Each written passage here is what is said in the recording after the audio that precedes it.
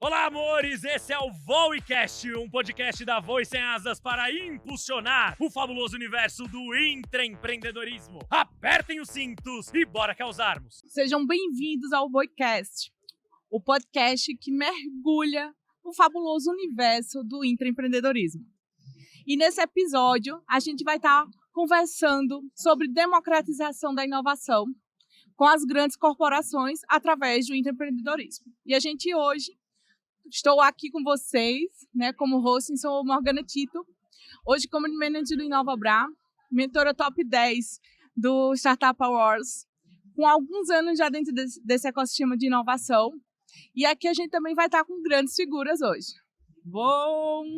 Vamos grande, começar inclusive, aqui. De altura. Só pra falar que o Maida é grande mesmo. Tá? Eles já Nada, começaram se você ver assim. na câmera, a gente tem mais ou menos a mesma altura. Olha lá, ó. Tá bom. Pra quem não conhece a gente, depois vai ver a diferença de altura. A gente mostra em outros momentos, galera. Mas hoje a gente está com o Alexandre Errara, que é founder e head de inovação do Innover8. Eu vou falar errado, porque eu sou dessas. E o Marcos Maeda, que é advogado, consultor empresarial, TEDx speaker e provocador por natureza. Então, podem se apresentar melhor e aí a gente começa aqui nossas perguntas e nossa conversa. Eu como sou o que tem um currículo menor aqui, eu tô entre dois premiados, Startup Awards, Top 10, não sei o quê. Eu vou começar. Eu sou advogado, simples assim. Eu sou apenas mais um rapaz latino-americano, né? Trabalho com inovação, com desenvolvimento, com empreendedorismo e com intraempreendedorismo. Sou um dos aceleradores da Voe Sem Asas na área de intraempreendedorismo. A gente fez alguns projetos bem bacanas. Então, vou falar um pouquinho, assim, algumas coisas que eu faço, né? Então, na verdade, vou até pegar atrás um pouquinho. Eu trabalhei muito no mercado corporativo, como executivo de algumas grandes empresas. Tive uma cadeira no comitê executivo da Febraban, então, o Bradesco também foi estava sempre participando ali na Febraban. Eu ajudei, né, na co-construção ou na ideação do Pix, do Open Banking. Então, foi onde que eu atuei bastante com inovação, principalmente no corporativo. Agora eu estou do outro lado, né, atendendo as grandes empresas, não só do mercado financeiro, mas outras também. E aí eu faço outras coisas em paralelo, né? Então, assim, sou embaixador da Singularity aqui em São Paulo, sou investidor de startup, mentoro startups também aí no mercado. E está agora, vamos ver agora, né? A gente está aqui no Case, nesses dias. Ele também está entre o top 3 dos melhores mentores do Brasil. Vamos esperar. Obrigado por lembrar. É. E dou aula também em algumas instituições. A gente tem também uma aceleradora de startups dentro da FIAP, dou aula em outras instituições também. Então tem esse lado acadêmico. Então, assim, é um monte de coisa ao mesmo tempo, mas são coisas que a gente gosta, e principalmente de inovação. E trazendo o intraempreendedorismo também, aqui também junto com o Voe Sem Asas também atuando bastante. Então eu acabo fazendo várias coisas, mas muita coisa focada em inovação corporativa, mas que o intraempreendedorismo também está muito ligado ao que eu faço. Mas a pergunta que eu faço é, você tem tempo para dormir? Porque você faz tanta coisa. Aliás, pessoal que está assistindo, só para vocês saberem, tá? Porque vai sair algumas brincadeiras, é que nós três nos conhecemos, então vai sair algumas brincadeiras, mas eu falo o seguinte, tá, Maida? Porque assim, eu posso fazer brincadeira comigo mesmo que eu sou japonês, tá? Mas assim, como o japonês tudo é igual, o Ale verdadeiro não tá aqui, ele tá, na verdade, descansando, tá dando aula, tá vendo filme, que eu adoro ver filme também, não é o verdadeiro que tá aqui, tá? Meu gente, o Paraíba continua em mim, mesmo estando aqui em São Paulo. Então a gente continua Claro. com várias coisas, se a gente tirar onda por aqui, tá? E eu queria começar logo, porque a gente tá falando de democratização, uma palavra difícil, uma vida complicada para o empreendedor, e o que a gente vai começar a pensar também é como seria dentro, né? E como a gente vai pensar dentro dessas corporações e esses colaboradores, o que é que a gente quebra dentro desses ecossistemas, tá? Então, como é que vocês causam dentro do Intra? Já que falou que causar, Maida, vai. Sabe, eu acho que causar dentro do intraempreendedorismo é um negócio interessante, né? Vamos lembrar da relação do Open Innovation com as estruturas empresariais, né? Todo mundo falava, vamos fazer inovação aberta, vamos fazer inovação aberta. Inovação aberta é um conceito que vem lá de 2003, né? Do Chesburg entra no Brasil através das grandes corporações, e nos últimos 10 anos ele está absolutamente arraigado dentro das estruturas das corporações. As corporações acabaram entendendo, nesse movimento todo, que precisavam de algo mais, né? E olharam para dentro dos seus colaboradores e viram que lá dentro dos seus colaboradores eles tinham diversidade, eles tinham formas de pensar diferente, eles tinham uma série de skills que não eram aproveitadas dentro da corporação. Fora que eles que sabem as dores reais, né? Então, assim, são eles que estão nas máquinas, são eles que estão na operação, são eles que estão nas esteiras. E ninguém nunca perguntava a quem doía mais, né? Sabe um negócio que eu gosto de falar? Você tá perto do problema, você tá perto da solução. Né? E aí pegou essa galera e falou, gente, vamos fazer com que vocês empreendam. E aí entrou essa questão do intraempreendedorismo, ela começa a se tornar mais forte, mais arraigada. É uma brincadeira que a gente faz que o intraempreendedorismo é o novo Open Innovation. Né? É quase que uma derivação um do outro. Né? Como que eu causo, né, em relação ao intraempreendedorismo? Justamente ajudando as companhias a despertar, né, o seu lado de inovação interna.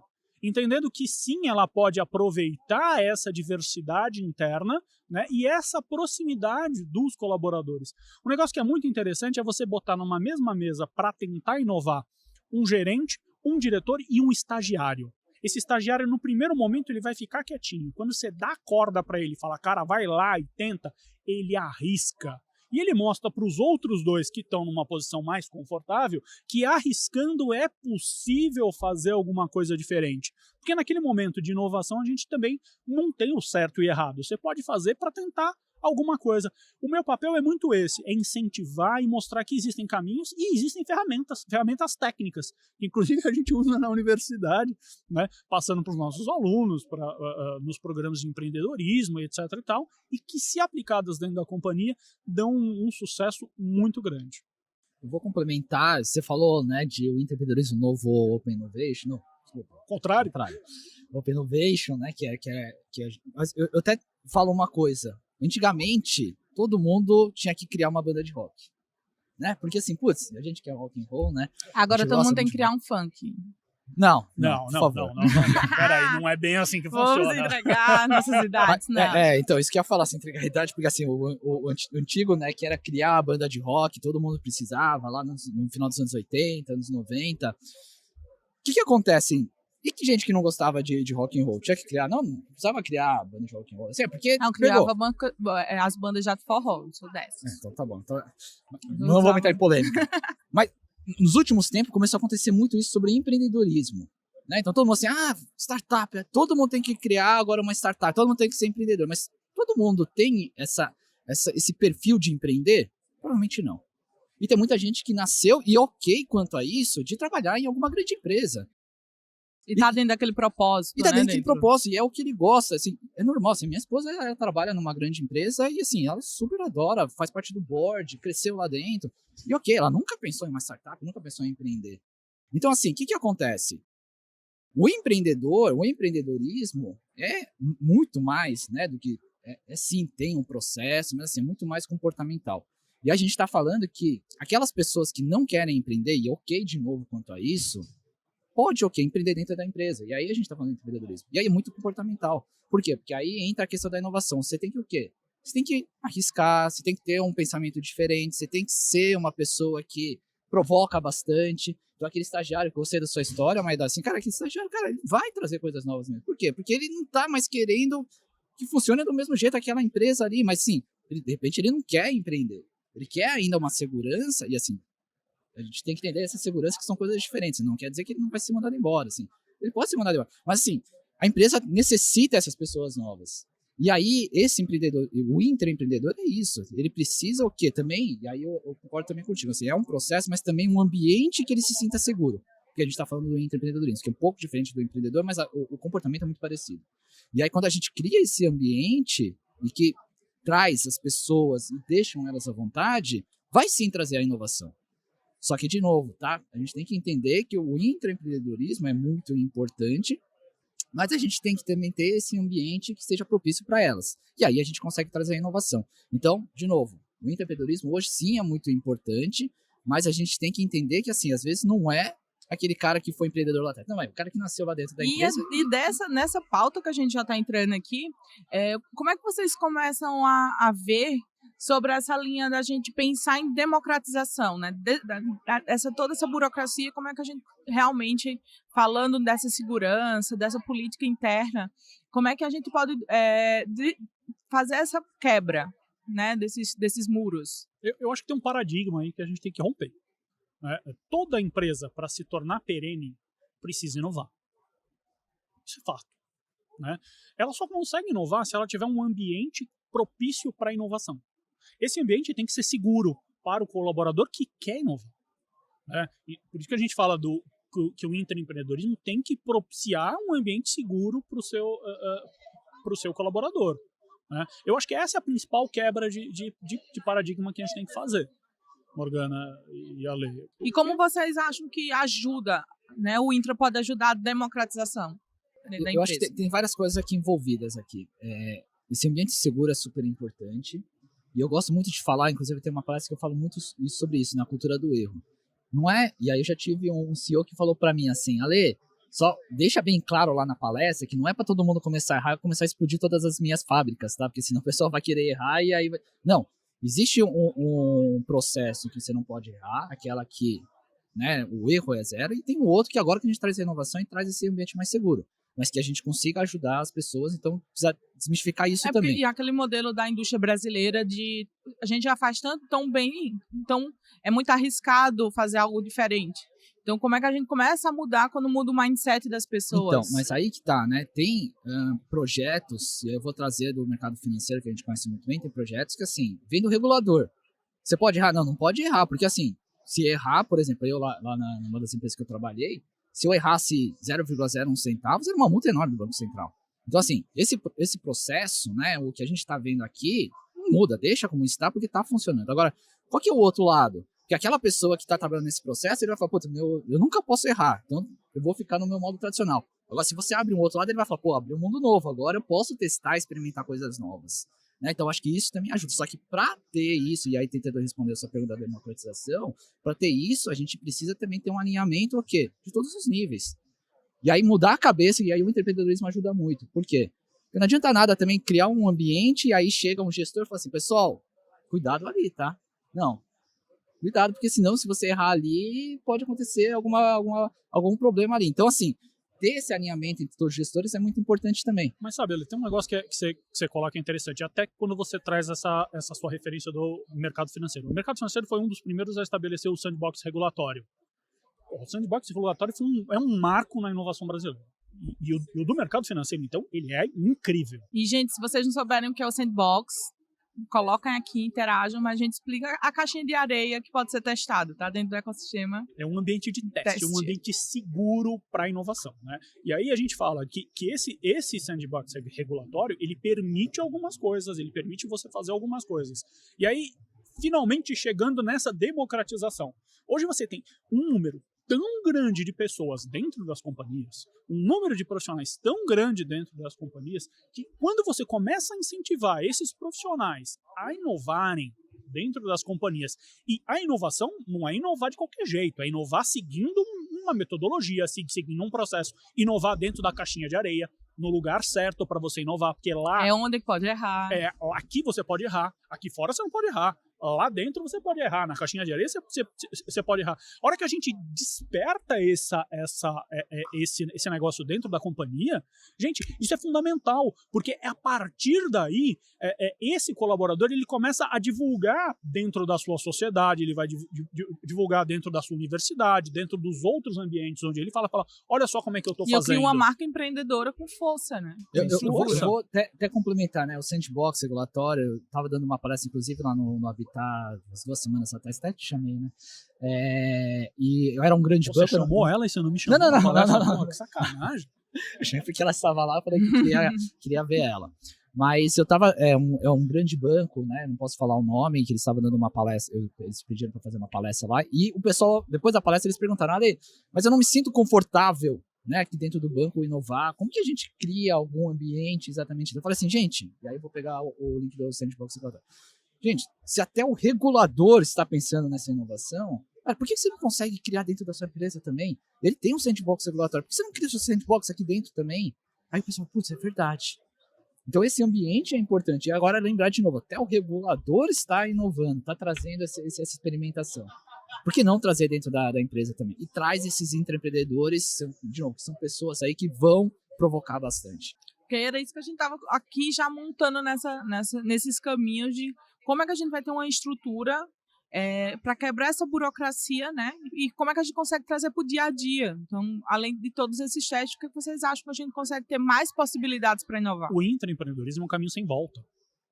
Não tem mais como voltar atrás. É uma janela que foi aberta e que não tem mais como a gente fechar.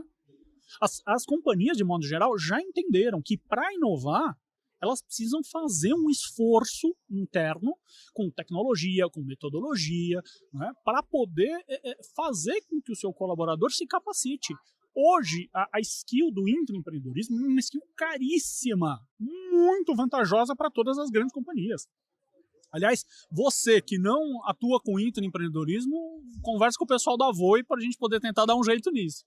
Verdade, verdade. E vou complementar mais ainda, de novo, né? Eu acho que assim, quando a gente fala, né? Você falou muito bem, né? O pessoal ali está, né, mais operacional, está ali no dia a dia. São pessoas que estão empolgadas ali, querem trazer essa inovação.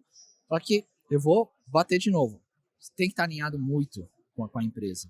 E aí, alinhado como? Dentro da base da pirâmide. A gente tem que começar dos executivos, eles estarem já com essa percepção para que atinja todos os colaboradores. Ou como é que vocês veem isso? Então, integração? Sim, é a percepção, de novo, né, criar esse ambiente. Mais do que isso. E aí eu acho que dá para, né, você falou de procure a Voi, é isso também, porque ele tem que estar estrategicamente também. Porque senão a gente vai começar a falar, vamos fazer o intraempreendedorismo? Vamos, mas tá bom. Como? Fazer do quê? Por quê? Por quê?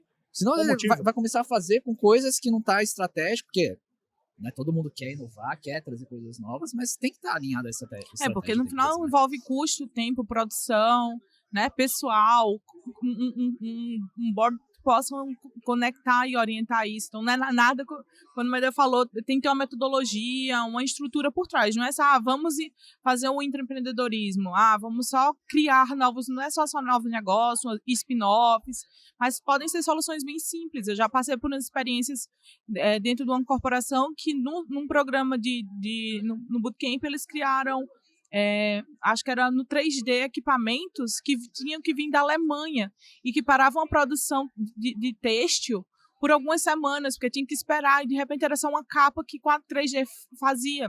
Mas os executivos não sabiam disso, eles não sabem a operação. Então ia ter um processo de compra, então a burocracia crescia nisso, e de repente o próprio técnico disse, gente, vamos testar, deu certo. Então não era a necessidade do equipamento alemão.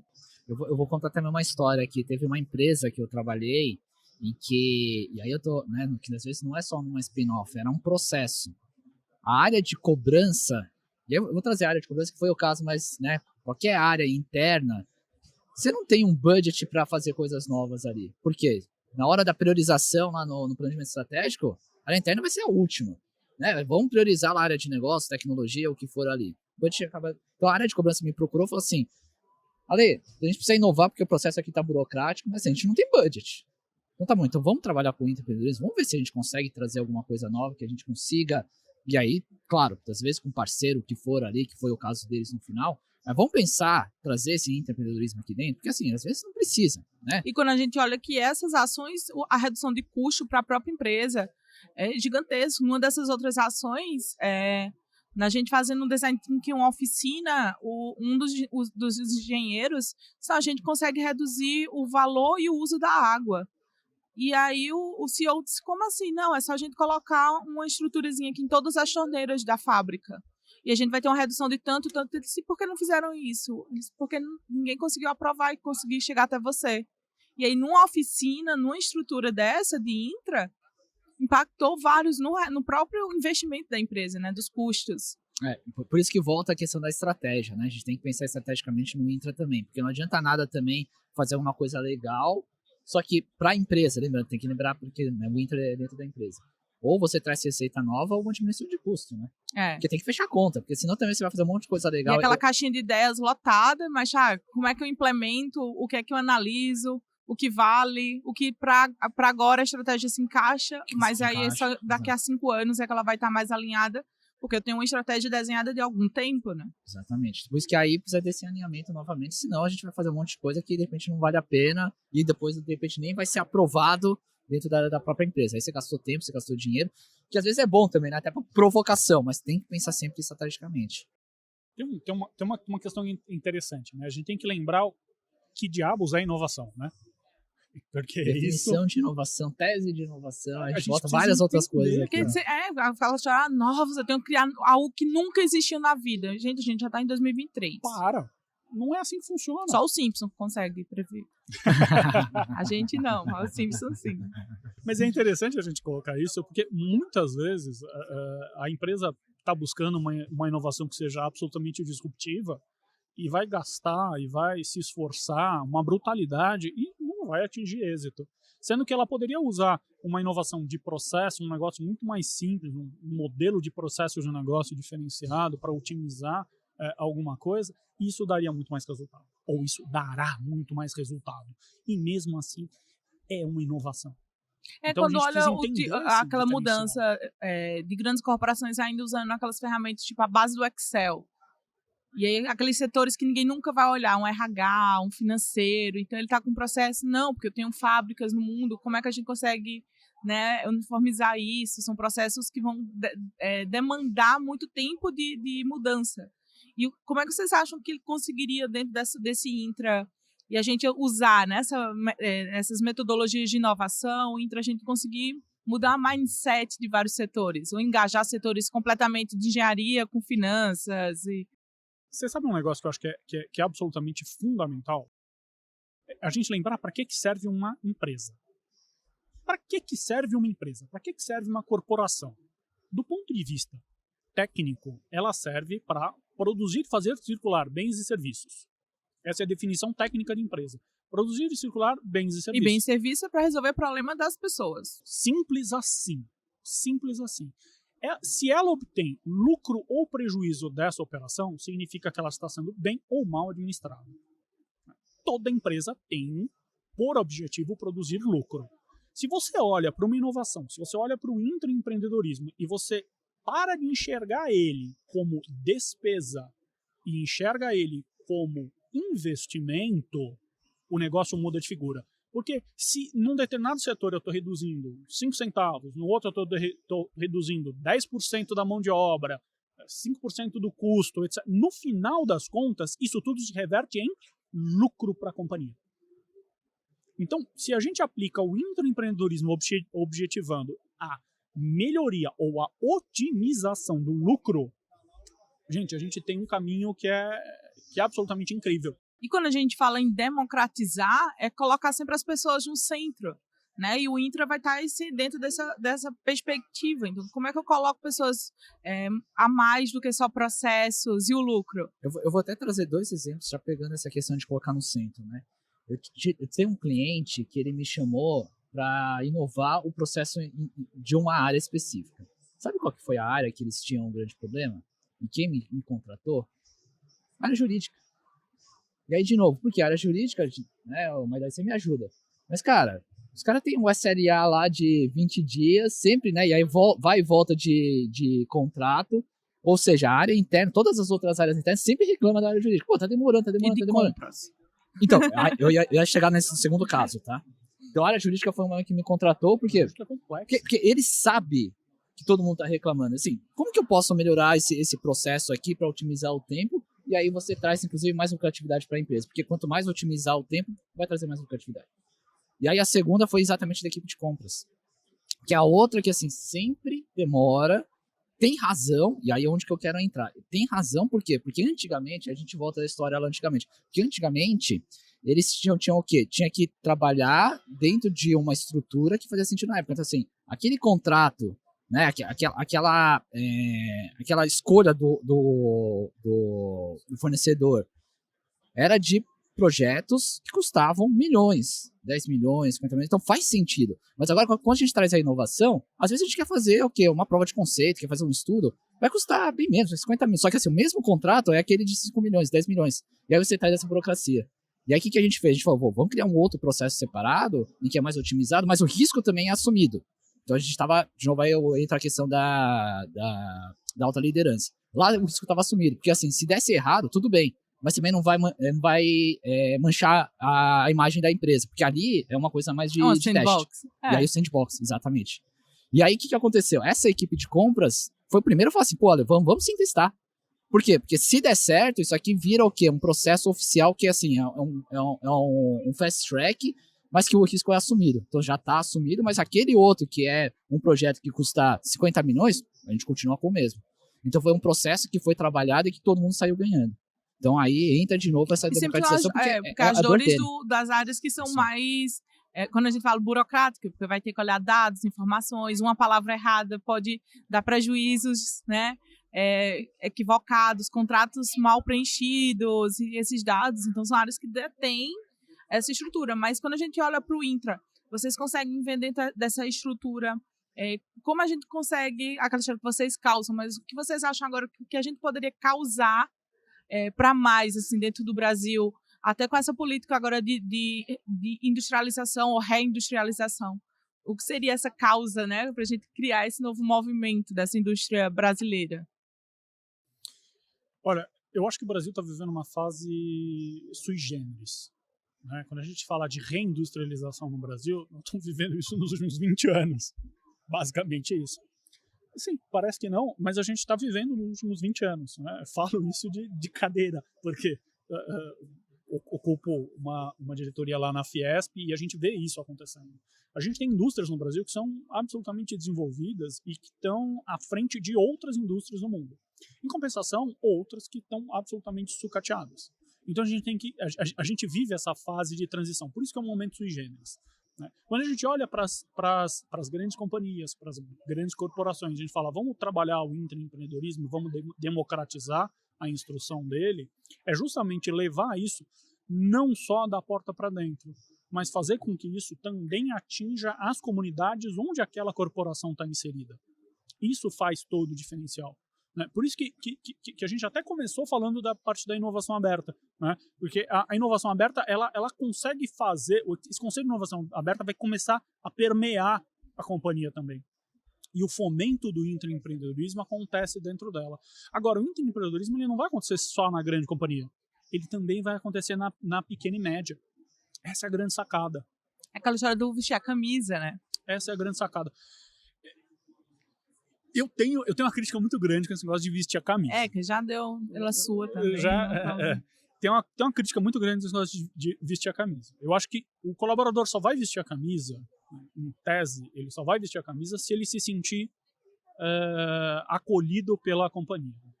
Né? Então, ter um ambiente seguro de trabalho, ter um ambiente com uma remuneração... O espírito do intraempreendedorismo, né? Isso, ter uma remuneração adequada, ser reconhecido. Então, tudo isso faz parte daquele movimento. Né? E, inclusive, hoje as pessoas estão indo para as companhias por conta do propósito que a companhia tem. Qual é o propósito que você tem? E aí não adianta nada a gente falar de fomento ou de democratização de intraempreendedorismo se a gente não tem isso dentro do propósito da companhia, cara. Eu vou fazer de novo uma brincadeira aqui, né? Que eu posso fazer de japonês porque eu sou japonês, mas assim, a gente não entrega a idade, né? Porque não sei se você conhece a história do Zenta, né? O Enta é assim, 40, 50, eu já entendo meu Zenta já há um tempo já. E por isso, assim, já passei por várias empresas, mas quantas delas realmente eu vestia a camisa? Eu não acreditava no propósito, tava lá pelo dinheiro, entendeu? Assim, você é hipócrita, tava lá. Aí o pessoal fala, não, Ale, mas fala sobre a empresa e tal, não sei o quê. Na época não tinha rede social, mas fala sobre a empresa, porque isso é legal e tal. Vamos fazer um movimento aqui dentro da empresa. Cara, mas eu não acredito na empresa, pô. Por que eu vou fazer isso? Só porque é legal? Não. Então esse propósito eu acho que também é importante. Agora, deixa eu pegar um negócio de causar. As pessoas têm que causar, assim, dentro da empresa, e de novo, causar não adianta também só a alta liderança. Todo mundo tem que ter lá a causar. Eu gosto de contar duas histórias aqui também. A primeira delas, quem é aquela empresa que tem mais dados do paciente no mercado de saúde? Aí o pessoal fala, é o SUS, é o governo, é a farmácia, tem um monte de dados. Falo, não, cara, a empresa que tem mais dados hoje do paciente é esse cara aqui, né? É o Watch, pô. O cara sabe o quanto que eu ando aqui, a gente tá num evento aqui do Case, ele sabe se eu dormi bem ou mal, se eu vou ter um ataque cardíaco. Cara, depende a causa, e aí o causa é isso. Às vezes não olha dentro do próprio umbigo, olha pra fora também. Que é aquela coisa que a gente vê também quando fala... eu já fiz, né? Vamos inovar. Não, mas eu já fiz, eu acho que você não vai conseguir. E aí começa dentro do intra, desestimular o que seria o intra, né? Mas eu já fiz, eu já tentei. E aí você faz, tá, mas eu já tentei você. E aí começa esses desafios também, né? E aí volta a questão de ter um ambiente propício para isso. Porque assim, tem um slide que fala que é o Creative Serial Killers, né? Que todo matador de criação são frases que matam a criatividade. Eu já tentei, alguém já tentou, alguém já foi mandado embora porque teve essa ideia. Isso aqui de novo não, alguém já fez. Tem uma que eu adoro, que tá bem no meio, eu gosto de destacar nas minhas palestras. Vamos formar um comitê para discutir isso, né? Pô, quando a gente fala de inovação ou esse ambiente propício, são frases que não podem entrar. Pô, é a mesma coisa? Mas traz de novo, daí a gente vamos discutir, porque isso vai provocar, as pessoas vão olhar de uma outra forma, talvez esse é o momento de provocar. Então a gente tem que realmente estimular as pessoas para ter novas ideias e ter novas inovações. Aliás, você quer isolar um tema, você quer afundar o tema, você quer tirar ele da visão, cria um comitê. Então. Cria um comitê isso. Que é o jeito de você enterrar o problema, jogar ele para debaixo do tapete. Mas é interessante você falar isso, Ale, porque traz pra gente aqui essa questão da visão sistêmica. A gente tem que entender não só o nosso umbigo, mas o mundo onde o nosso umbigo está. Né? Essa é a grande sacada. E aí a Morgana colocou, e você também colocou, a questão do design centrado no humano, né? E é exatamente isso. Né? Todas as empresas, todas as companhias, todos os CNPJs são formados por CPFs. Se a gente esquecer esse detalhe, a nossa inovação passa a não ter sentido. Acho que essa é a grande sacada. E agora, para encerrar, a gente vai Já? ter... agora a gente vai ter o bate-voe, tá? São perguntas rápidas com respostas rápidas. Mas você acha que a gente vai ter resposta rápida? Então, mas as emoções continuam, né? Então, vamos lá. Ale, o que é Intra para você? Intra, inclusive, não é rápido, né? Mas até uma vez o pessoal perguntou, eu fiz essa pergunta para um pessoal. O pessoal falou assim, é um processo, é você pegar as ideias, trazer inovação, pensar em criar coisas novas. Eu falei, gente, não, é mais do que isso. Porque se for para criar umas ideias, não, é muito mais do que isso. E aí eu volto ao que eu falei lá no começo, é muito comportamental também. É o comportamento das pessoas. Porque senão tem um processo lá, mas não são pessoas que pensem fora da caixa, que fazem coisas diferentes, que trabalham, né? Vai pegar só um processo, vai seguir aquilo lá. Não, são pessoas que precisam o quê? Arriscar, que pensem de modo diferente. Então é muito mais um comportamental. Meda, o que é Intra para você? A definição de Intra é o que está dentro, né? Então, mas mais do que isso, Intra está ligado ao propósito. É o propósito que está dentro da companhia. Eu acho que essa é a grande sacada. E agora para os dois, bem rápido. Praia, montanha ou cidade? Cidade, fácil. Eu sou super branquinho, mas... Eu sou um ser urbano, não tem como. Então, eu ia falar isso. Na praia ou na montanha, eu vou morrer, cara. Eu ia falar, eu sou super branquinho, mas eu gosto de praia. Por incrível que pareça, mas aqui faz tempo que eu não vou, mas é praia. Me leva então, tá? Que eu tô precisando. O sol que eu fui criada, não vejo mais com tanta ênfase. E democratizar a inovação é? Uma questão de educação. Democratizar a inovação é? Trazer todo mundo junto para discutir. Obrigada, meninas. Encerramos por aqui o Voicast. Então acompanhem que vai ter muita programação ainda, viu? Muito conteúdo bom. Tchau. Sim, amores, esse foi o Voicast.